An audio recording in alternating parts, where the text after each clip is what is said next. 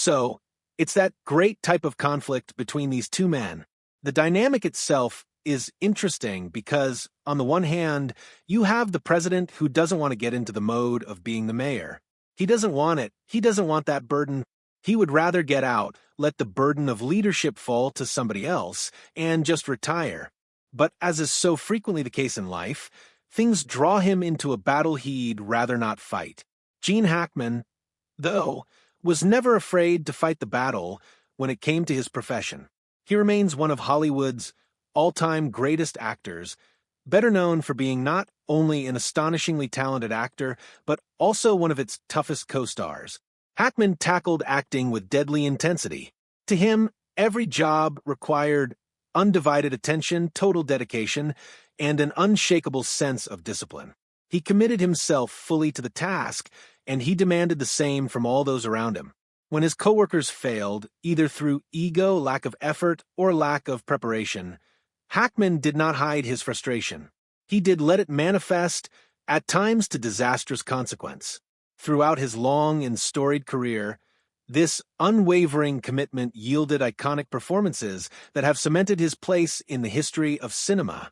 However, the same ferocity also resulted in cataclysmic off-screen battles, from seething resentment that simmered silently on set to outright outbursts that could rage for weeks on end. Hackman's path through Hollywood is marked by incidents when he was tested to his limit. Here is a glimpse back at those very minutes. Here, Gene Hackman's resentments and irritations bring to light the 7 actors with whom he allegedly fought most and what really went on in each fight. Number 1, John Travolta. Gene Hackman's building blocks of quality filmmaking could be reduced to 3 words: commitment, preparation, and discipline. Filmmaking was never a recreational pursuit. It wasn't about spouting lines, making marks, or being on time. To Hackman, it was about getting so completely into a role that each pause, each gesture, each word felt like it was the character's own. When another actor was not similarly committed, Hackman did not view it as a harmless tick. He viewed it as a risk to the integrity of the work. This is why his stint working with John Travolta on Get Shorty in 1995 turned out to be one of the most infuriating partnerships of his life. The film itself, a smart and fashionable gangster comedy, was predestined to succeed.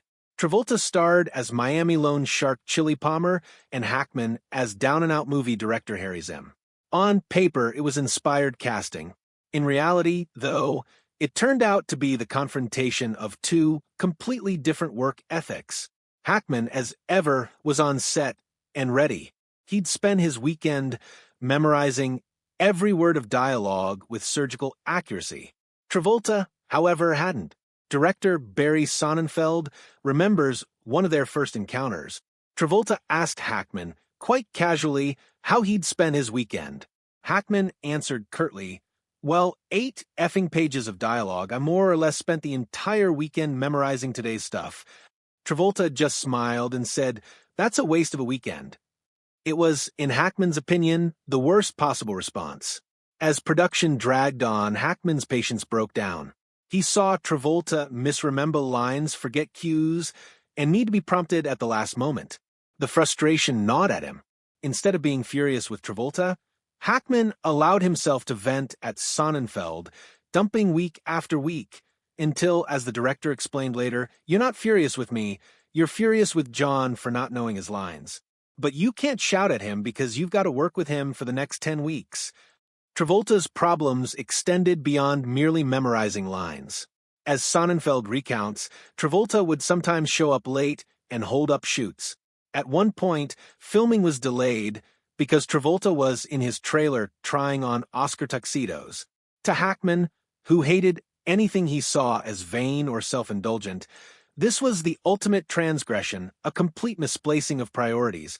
His anger became so great that one day, Hackman lashed out at Sonnenfeld with these words, "In my whole FING career, I have never worked with a more clueless, inept director." The tirade, while directed at the director, was generally interpreted as redirected anger against Travolta. Sonnenfeld was reduced to employing giant cue cards to assist Travolta through a scene at one point. Hackman, biting his sarcasm, couldn't help himself. When Travolta requested the starting point, Hackman calmly indicated the cards and replied, "Right here, John. Right at the top of your cue card." Travolta was never aware that it was a dig at his unrehearsal. Ironically, in spite of the mayhem off-camera, Get Shorty proved to be both critical and commercial success. Travolta even won a Golden Globe for Best Actor in a Musical or Comedy. But to Hackman, all the accolades were irrelevant. His recollections of the shoot were still tainted by the irritation of having worked with an actor whom he saw as more committed to the trappings of celebrity than to the art of acting. Travolta, on his part, never publicly expressed any animosity towards Hackman, always describing the film fondly. But Hackman never mellowed. In his view, talent only commanded respect when accompanied by preparation and humility. With Travolta, he observed charm without readiness, a movie star before an actor. And, in Hackman's estimation, that was an unpardonable mistake. Number 2, John Wayne. With regard to professional resentments, Gene Hackman was not the sort of individual to spend energy on childish rivalries. He was too enthralled by the work, too immersed in the art of acting to be sidetracked by gossip or envy. If there was no legitimate reason to get involved, Hackman typically tuned out the static and moved ahead with his career. But if there was one Hollywood romance tainted before it even started, it was his with John Wayne. This rivalry was distinctive in that it was very one-sided, at least initially. Wayne's daughter, Isa Wayne, said her father had a special animosity towards Hackman, one that appeared out of nowhere. In her book John Wayne, "My father," she said that Wayne could not bear to watch Hackman on the screen without instantly lashing out at him. "Gene Hackman could never come on screen without my father ripping his performance," she wrote. Wayne never offered lukewarm criticism, never said Hackman wasn't his type, or was sort of overrated. No, he attacked. The worst actor in town. "He's terrible," he would state categorically. And there it would end. No explanation, no elaboration, no comment on any particular role. Just animosity. Hackman, being himself, never fired back in public. That wasn't his style. He wasn't the kind of person to engage in a public war of words. But close friends said that Wayne's disdain didn't just roll off his back. Hackman was serious about his craft. He prepared meticulously for each role, working diligently to bring authenticity to his work. To him, Wayne's perpetual belittling wasn't just insulting, it was dismissive of decades of hard work. Privately, Hackman is said to have seen Wayne's remarks as hypocritical. In Hackman's opinion, Wayne embodied a style of acting more in persona than metamorphosis. Wayne, Hackman believed, rode his larger-than-life image as a cowboy instead of dedicating himself to a character. Hackman did not tolerate what he saw as laziness or complacency in acting, and although he refrained from direct counterattacks, his dislike of Wayne's method and his politics was not hidden. In fact, Hackman had small use for the simplistic moral dualities of Wayne's westerns. Nor did he appreciate Wayne's vocal, right-wing politics, which he regarded as narrow and old-fashioned. Their dissimilarities were fundamental, based not only on acting style, but on attitude. The twist, naturally, is that Hackman and Wayne never actually worked together. Their rivalry was waged from afar. Wayne late in his career, belittling a younger performer's abilities, and Hackman quietly seething at the jabs while continuing to rise further in critical respect and commercial achievement. Wayne's daughter Isa then speculated that if her father had lived longer, his view of Hackman would have moderated. "If my father had lived to see more of his work, I think his opinion of Mr. Hackman would have changed," she acknowledged.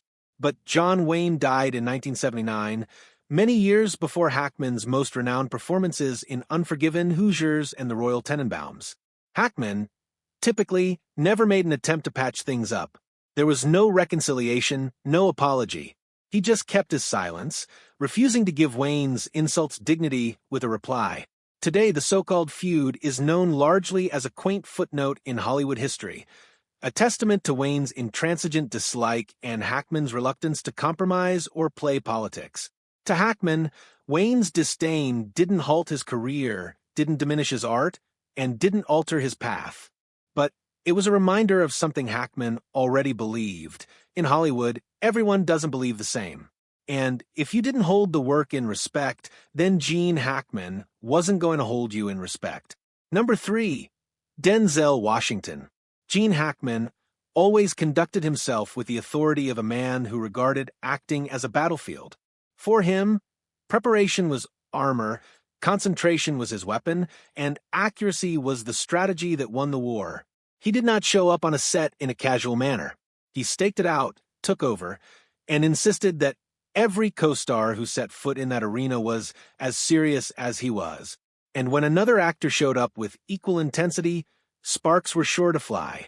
That's what occurred when Hackman faced off against Denzel Washington in Crimson Tide, 1995. The film itself was predestined to be a powder keg, a submarine thriller regarding 2 officers embroiled in a life-or-death battle over nuclear weapons control. Hackman's role was that of the experienced, hardline commander, whereas Washington's role was that of the idealistic, up-and-coming officer vying against him. On screen, their scenes crackled with tension, the sort that compelled viewers to sit up straight in their breath. Off-screen, though, intensity was no less authentic, created from 2 actors with divergent approaches to performance clashing. Hackman came at the project like a general circling the battlefield. He charted every beat, computed every emotion shift, and walked into each scene with an approach already developed. Washington, on the other hand, lived for chaos. He enjoyed working in the moment, improvising, feeding a raw spontaneity into his acting. His approach was loose, vital, and charged. To Hackman, that looseness often seemed a challenge, as if Washington was challenging him to yield in their on-screen confrontation. But Washington was never intimidated. Instead, he actively encouraged the fight. Later questioned whether having acted against Hackman had unnerved him, Washington brushed it aside with aplomb. "I don't think I've ever been intimidated by another actor. This is my domain, if you will. So I feel like whoever comes in the gym, let's go at it." He acknowledged publicly that Hackman was a master and predicted that he would learn something from him. But he wasn't going to let Hackman call the shots without challenge.